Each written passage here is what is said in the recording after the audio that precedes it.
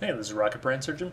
Today we're looking at the 121. This is a Tier 10 Chinese medium tank characterized by excellent mobility, excellent camouflage, very good alpha at 440 for a medium tank, and tremendously awful fire control. The bloom and aim time on the gun are just infuriating if you've played something like the T62 or the Object 140, the Patent, anything else. The gun just performs so terribly in comparison. You can see that I'm using auto aim on the AMX 1390. Get used to using auto aim in this tank because it really doesn't play well from a medium range. It doesn't really play well from a long range. It just does not have the accuracy.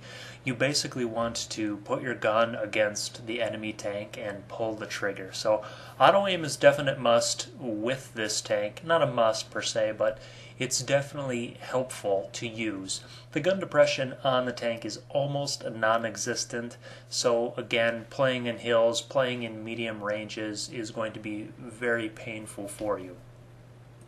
The map is swamp, and I've headed this way because I think I'm going to get some close range engagements. I think I'm going to get a couple brawls here and there. I can't use the hills at all because of the terrible gun depression. Because this tank is going to be brawling quite a bit, the loadout is slightly different from normal. Of course, I'm running the standard rammer and vertical stabilizer. Those are typically too good to pass up on most any tank that can equip them. In the third slot, I do have a toolbox. Now that is a strange piece of equipment for me. I only have it equipped on a couple tanks. And this is one of them because since it's going to be brawling quite a bit, it's going to get its tracks damaged quite a bit, and I am going to go through several repair kits, basically repairing the tracks all the time. I think putting optics on the tank is fine, but it has problems doing scout work because it has to expose itself so much to actually get a shot off. So if you're doing scout work in the 121, you can't be shooting because your gun won't depress, and then you'll have to expose yourself to the enemy. So in this way, the 121 probably isn't the best tank out there since it's limited to a very narrow brawling role. Why wouldn't you just bring a heavy that has more hit points and a 390 alpha gun instead of a 440 alpha gun? I mean, what does that 50 damage get you? But when the 121 works, it is pretty hilarious. It's a lot of fun to just run around and snapshot things at close range.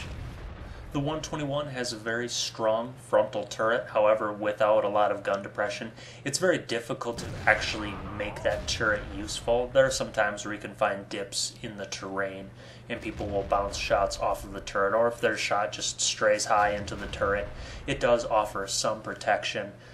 However, the armor scheme on the tank, you just have to rely mostly on your mobility and on the alpha of the tank to act as pseudo armor. Hopefully they die first with that huge alpha.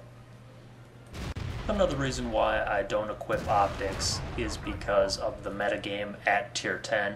If I sat back and played a more of a sniper's role, this tank's just a terrible sniper. It has good damage per minute at about 2700 before equipment and crew skills, but it's not great. I mean, the other mediums have the same amount of damage per minute. Auto loaders can clip a tank. The tank destroyers have much more alpha than you do. So as a sniper, it's not really good. I think the best way to play the tank is just to be at the front lines. This tank is very fun because you're always on the move. Notice that I'm always just kind of traveling everywhere. Use that excellent mobility to your advantage to just kind of find holes in the defense of the enemy. So you might not live that long, but it's going to be fairly exciting while you do live. Here I'm using auto aim again, just to left click on tanks. To heck with aiming on this thing. Just aiming's dumb. Yes, there are going to be some times where we take some long range shots, but for the most part, it's just running around, circling people, and shooting on them. Left clicking on tanks, basically. In the game, we're slightly behind, and I'm just running around hoping to spot the enemy. since I don't have optics, this is one of the situations where I'm like, dang it, I really want optics at this point to figure out where they're at. I do spot an IS-7 in the distance, and an E-75, whoops, just kind of appears out of nowhere. And I'm kind of stuck in no man's land at this point and not really sure what to do. The biggest thing is to find cover where you can get it, and so I find this little hill, and I'm hoping for the action to die down a little bit. I'm hoping that my team on the west side moves up and takes some of the pressure off of me, because I'm kind of pinned down in this situation.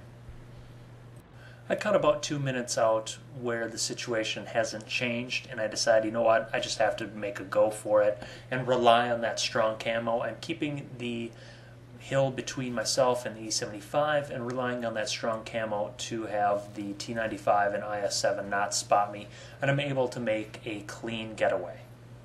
Next on the order of business, I know where the IS-7 is sitting. The T-95 is kind of in the middle of nowhere.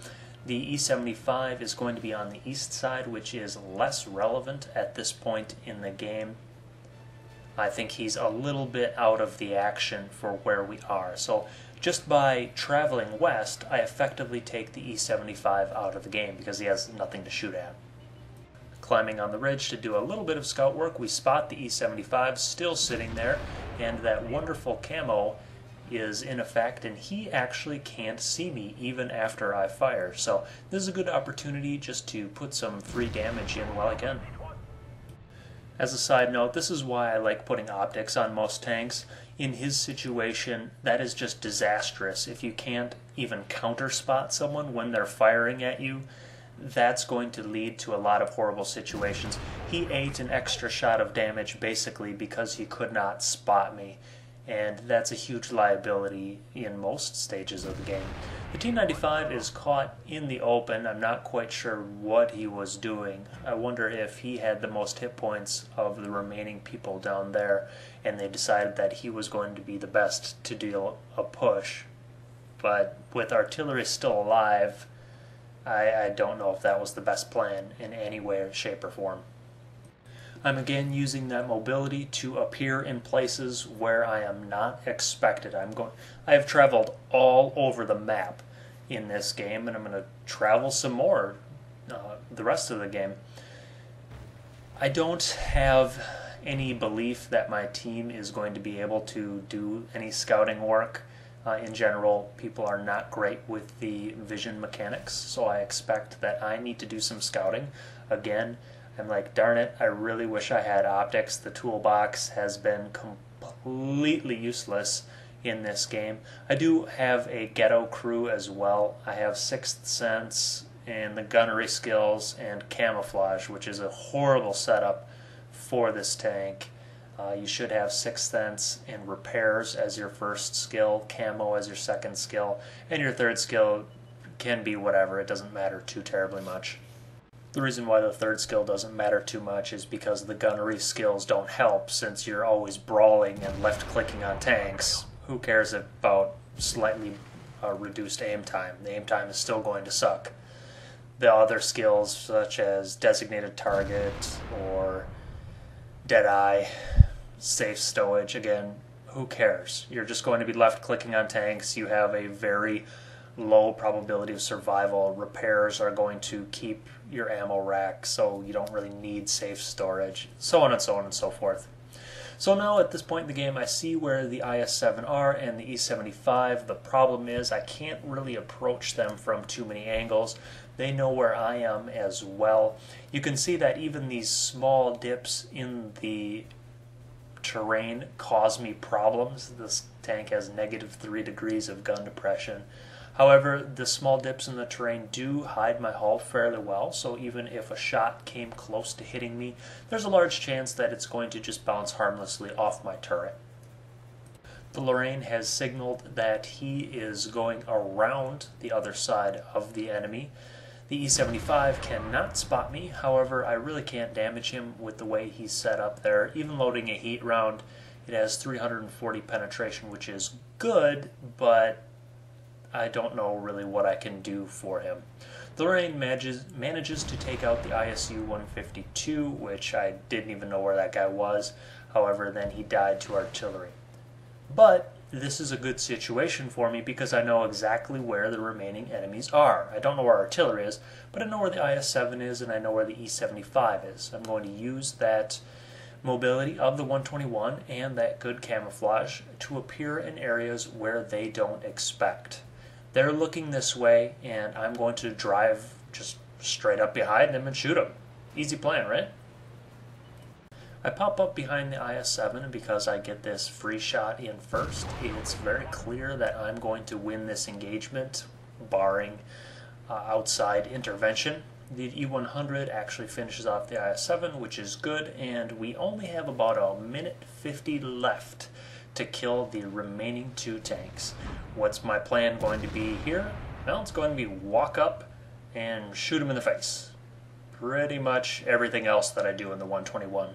The E-75 bounces a turret or shot off of the turret, which is a nice thing for me, and I kind of dink around here and have problems with hills. I want to get a hatch shot on the E-75, but the gun depression just doesn't allow it. This is a real pain point of the tank, and I dink around with ammo there, finally loading a heat shell, but even coming over the hill, it's difficult because of the lack of gun depression, like getting a shot on the stupid E-75.